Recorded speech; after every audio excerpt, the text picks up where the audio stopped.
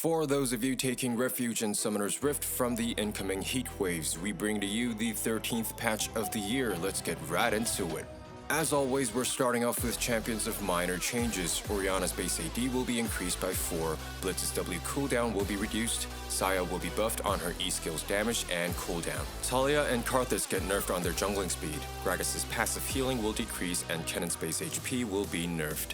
Lee Sin's growth HP and shield on his W will increase, which is quite the unexpected buff because he seemed to be well balanced already. Miss Fortune will receive a remarkable buff on her W's movement speed, and her base AD also increases by 3. Gangplank's E skill will make the enemy slower but will no longer scale on crit chance. Lissandra's Q AP ratio increased by 5%, and her W's early cooldown will be reduced. Graves will be buffed on his E skill's armor per stack. Considering the fact that charging toward the enemy increases the stack by 2, it is indeed a significant buff. Brand's mana refund on his passive will be reduced, and his E skill's base damage will be nerfed as well. Callista's base AD increases by 2, and her ult's cooldown gets a 30-second nerf at level 16. Skarner will be nerfed on his Q mana cost and Q2's max HP damage, which is the biggest nerf among all that was applied to him.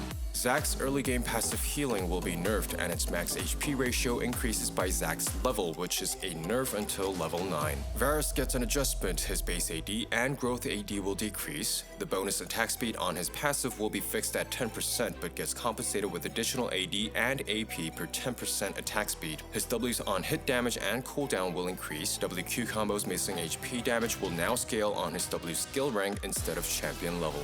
Opportunity's lethality will only apply 60% for ranged champions, but movement speed increase per kill point will be buffed. Electrocute's damage gets an early game buff and a late game nerf, but its cooldown will be fixed at 20 seconds. Dark Harvest's base damage will now be fixed at 20, but will get buffed on per stack damage, and its cooldown will decrease to 40 seconds. And that concludes this week's patch note. I'll see you guys on the next patch.